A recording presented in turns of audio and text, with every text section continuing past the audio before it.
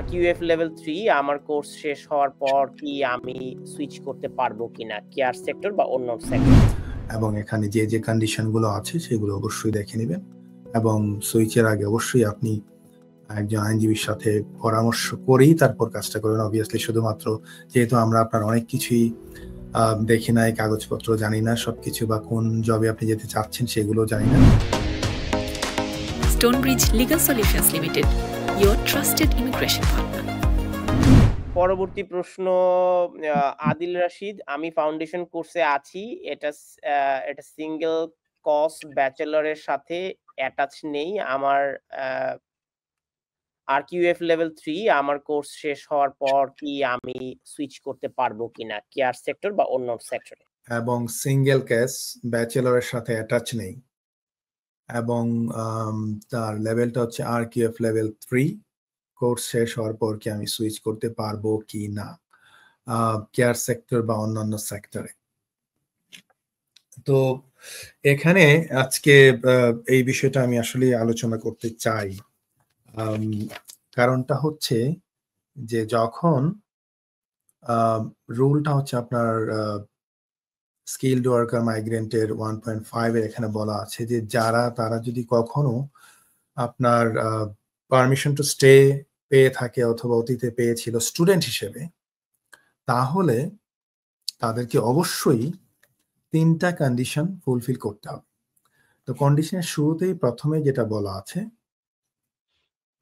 যে তাদেরকে অবশ্যই আপনার ফুল টাইম একটা স্টাডি কোর্সে ভর্তি হতে হবে, ফুল টাইম স্টাডিটা হতে হবে এবং তাদের কোর্সটা কমপ্লিট করতে হবে। এবং দ্বিতীয়ত বলা আছে যে যদি তারা কোর্সটা কমপ্লিট করার পর তাদের যে কেসের টাইম রয়েছে, কেসের পরবর্তীতে তাদের যে কোর্সটা যে কাজটা শুরু হতে হবে। সো কোর্স শেষ হওয়ার পর কাজটা শুরু হতে হবে। আরেকটা হচ্ছে যে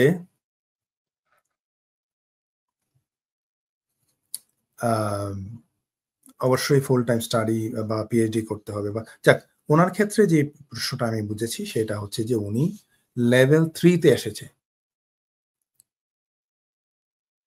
level 3 RQF level 3।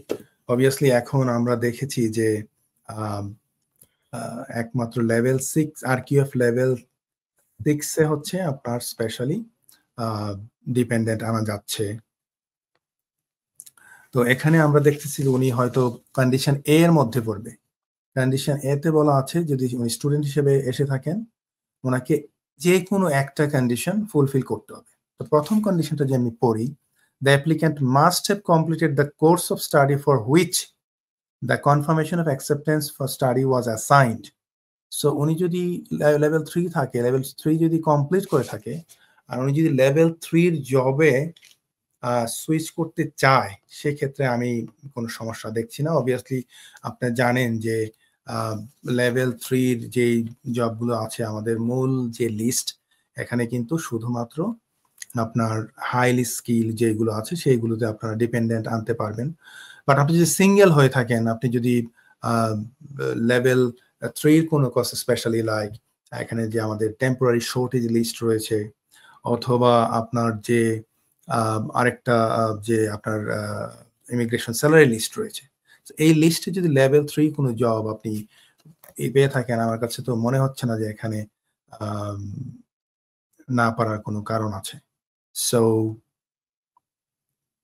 as long as আপনি কোর্স কমপ্লিট করেন should be fine. তো তারপরেও আপনি আপনার যেই কোর্সটা যেই জবে আপনি যেতে চাচ্ছেন এটা ভালো করে দেখে নেবেন যেই জবটা কি RQF লেভেল 3-র কিনা, এবং এখানে যে যে কন্ডিশনগুলো আছে সেগুলো অবশ্যই দেখে নেবেন এবং সুইচের আগে অবশ্যই আপনি একজন আইনজীবীর সাথে পরামর্শ করেই তারপর কাজটা করবেন। অবভিয়াসলি শুধুমাত্র যেহেতু আমরা আপনার অনেক কিছুই দেখি নাই, কাগজপত্র জানি না সবকিছু, বা কোন জবে আপনি যেতে চাচ্ছেন সেগুলো জানি না, বাট সাধারণত আপনি কোর্স কমপ্লিট করলে আপনি হয়তো কন্ডিশন এতে পড়বেন। আপনি as long as course complete করেন আপনি যেতে পারবেন, যেতে আমার কোনো সমস্যা আপাতত দেখছি না। বাট জবটা হতে হবে হয়তো আপনার RQF লেভেল 3 জবই হবে। ধন্যবাদ। ধন্যবাদ দর্শক, নিশ্চয়ই আপনি আপনার প্রশ্নের জবাব পেয়েছেন। আর আপনি পলিটিক্যাল নিউজের পেজটি সাবস্ক্রাইব করে রাখুন। পরবর্তী কোনো প্রশ্ন থাকলে আমাদের পেজে মন্তব্য করলে আপনার সম্পূরক প্রশ্নের জবাব আমরা পরবর্তী অনুষ্ঠানে দেব, অথবা ব্যাসের সঞ্জয় রায় আপনার সাথে যোগাযোগ করে, অফিস থেকে যোগাযোগ করে আপনার প্রশ্নের উত্তর দেওয়ার চেষ্টা করবেন।